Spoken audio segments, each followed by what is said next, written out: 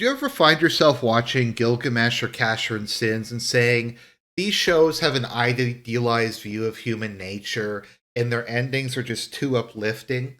Do you ever find yourself watching Berserk and going, this show is too cheery and happy, the characters are too pleasant, and you really wish that they would have gone further?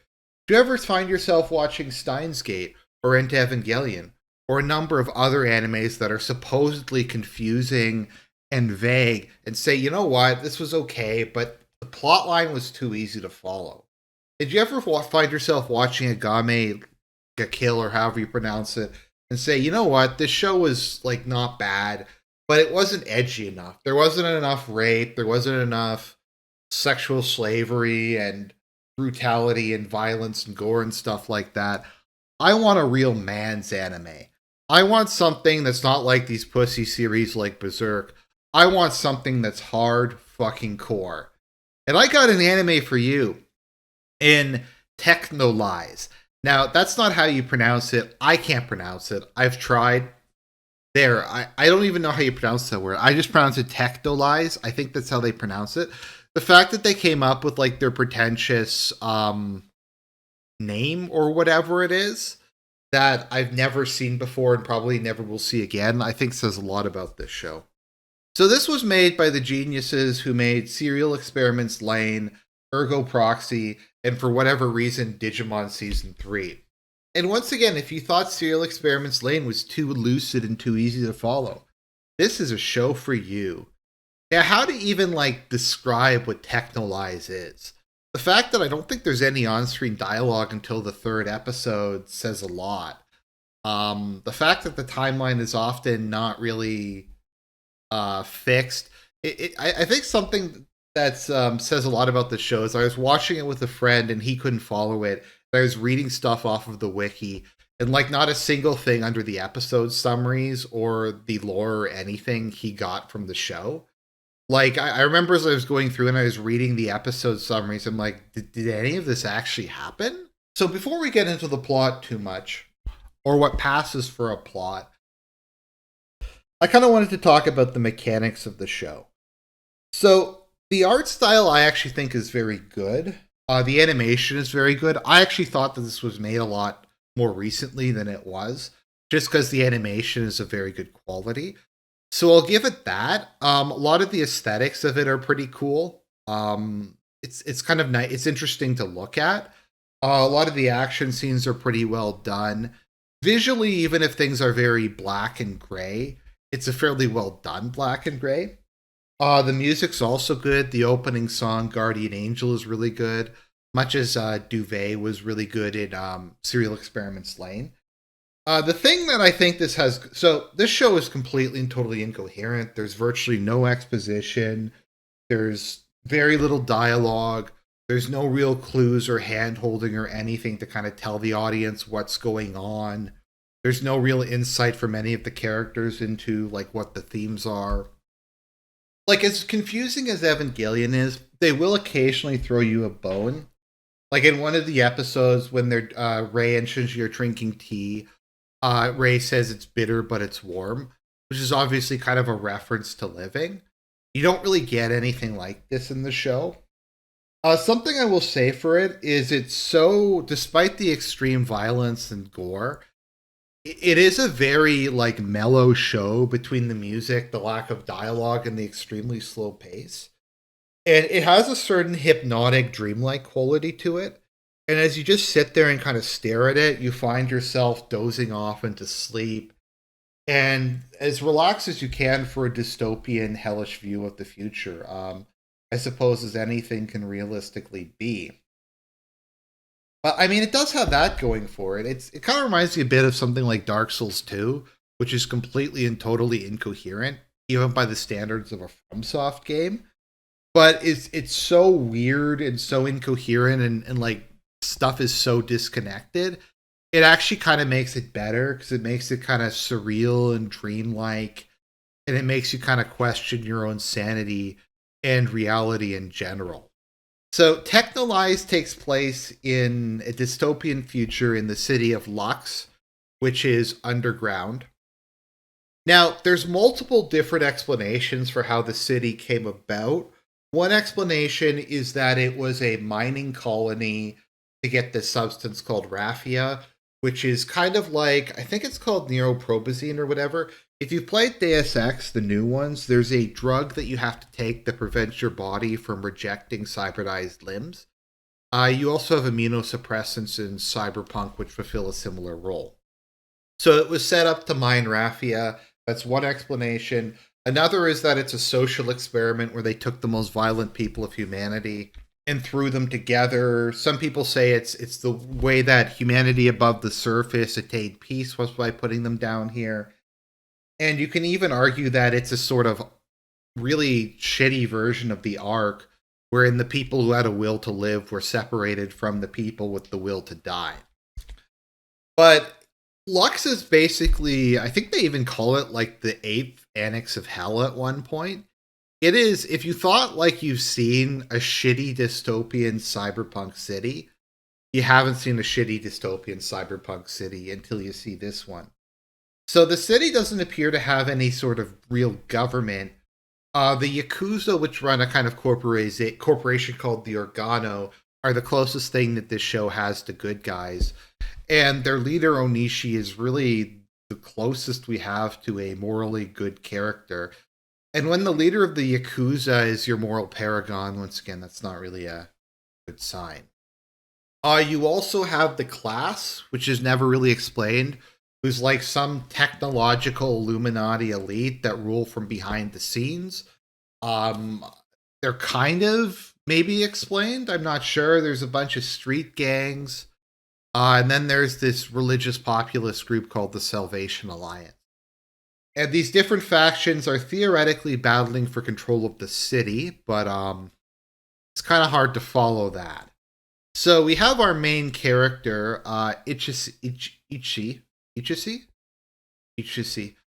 who is a former prize fighter, although I actually didn't even get that from watching the show. So he was having sex with the girlfriend or wife of his promoter, and she tried to tear his eyes out and he punched her. So he had his arm and leg cut off. So he was found by Doc, who's this really hot female scientist, and she puts arms and technolized arm and leg on him. So now he's like a superhuman.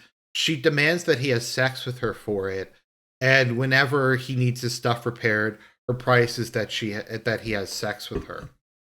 And from what I understanding, it's supposed to be fan disservice because they're both attractive people, but the scenes are just really disturbing and creepy. And that's kind of one of the aspects of this show is anything that could be, I don't know, whatever, is just made as depressing as possible.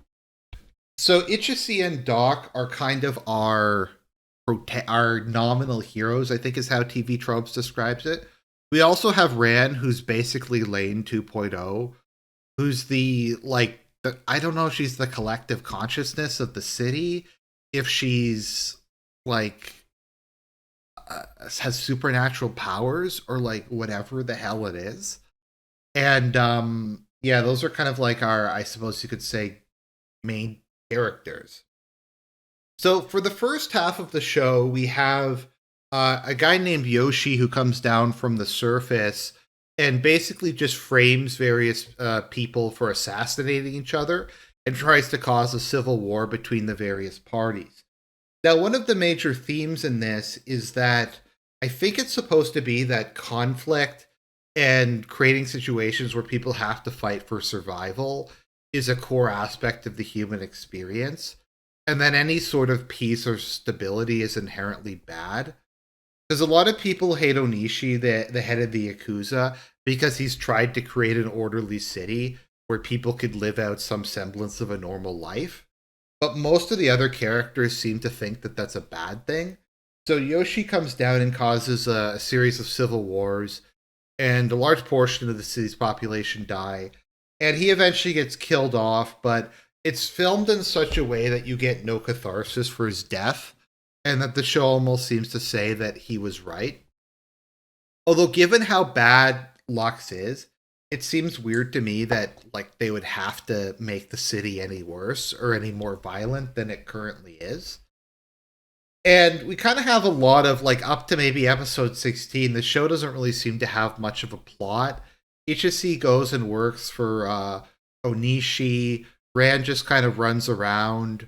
Doc is obsessed with. She has like this plan where she's trying to convince people that technologization is the future. I don't really understand how her ideology even works because it's like people can replace their arms with robotic ones and somehow that's going to change the course of human civilization. Like it doesn't make any sense to me. But she's convinced that this is the future. And I'm like, okay, so if the people, and a lot of them have already replaced their limbs, if all the people replace their limbs with technologized ones, how would that change anything beyond it? Never explained. She was part of the Illuminati, the class, and she goes to them and she's like, look, you have to accept technologization. They're like, no, we don't want to. So she goes into a depression. Like, so by about episode 16, the show's actual plot seems to start, and given the show's like 22 episodes, it's kind of a bit late. So we're introduced to Kano, who's the head of the class, and he was the product of generations of incest, because the show has to be as try-hard edgy as possible.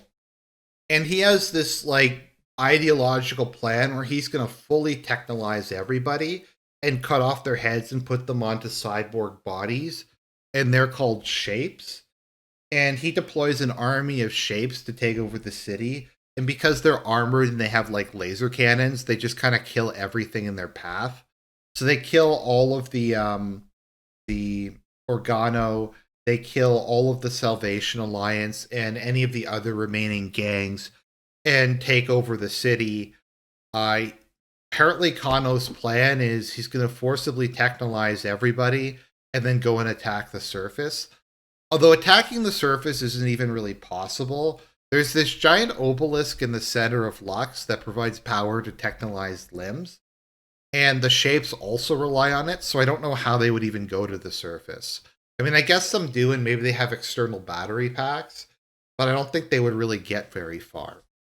So as the Civil War continues and everything goes to shit, Doc and Ichisi say, okay, we're going to go to the surface and we're going to try to get help from the surface people. So they go to the surface, and this is when the show starts to get supernatural. And I'm not really sure if the show's supposed to be supernatural or it's just kind of a weird existentialist thing. But a lot of people on the surface are like not even real anymore. Apparently what happened was they exiled anyone with violent tendencies to Lux. And the people on the surface don't even like, are just basically sitting around and waiting for death. It's weird though, because you still have shops, you still seem to have supply chains, there still seems to be a functional government.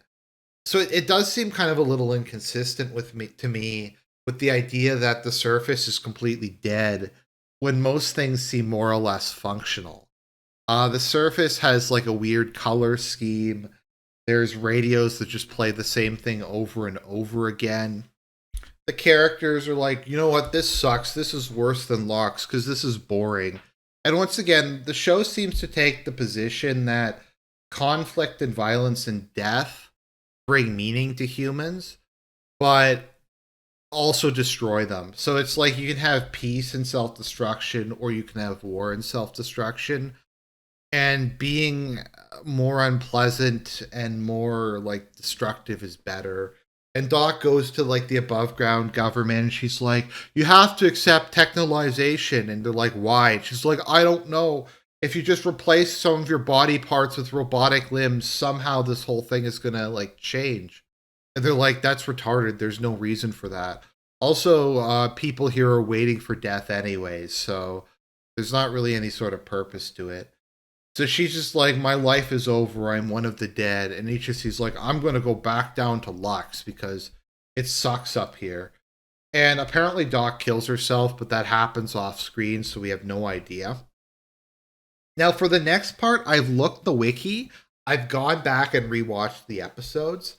I cannot figure out how this happened. apparently the obelisk in the center of Lux gets destroyed. And when it gets destroyed, all the technologized limbs stop working. The shapes' bodies break down except for their life support systems. So it's kind of an I must scream scenario because somehow their life support systems don't need power, but the rest of their body do. So their immortal heads are stuck to their bodies for like all eternity. Although I don't even know how that would work because wouldn't the cells in their heads decay over time and they would die from like old age even if their heads are still attached to it? Unless they're like stem cells are pumped in through their robotic. I don't know. It doesn't make any sense. Also, people go insane because of reasons. It's not very clear. I think people who have technologized limbs also have brain implants, and those malfunction when the obelisk is destroyed. And they just go nuts. Also, the people who aren't technologized go insane for some reason, and they just start killing everybody. So there's no longer electricity in the city. Nobody's limbs are working. It turns out Rand, the girl who could see the future, has had her head cut off by Kano and grafted onto like a statue. And she was in so much pain and she was tortured so bad that she's lobotomized herself so that she can get through it.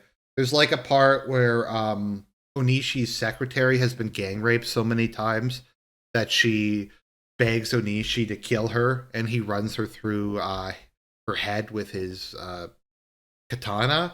We also have a scene that doesn't really make a lot of sense where Onishi's standing in front of the obelisk, and the voice of the city asks him to kill her, and he stabs it. So I don't know. I was like, is that when the obelisk dies? But it was already not functioning before then, so I don't even really know what happened.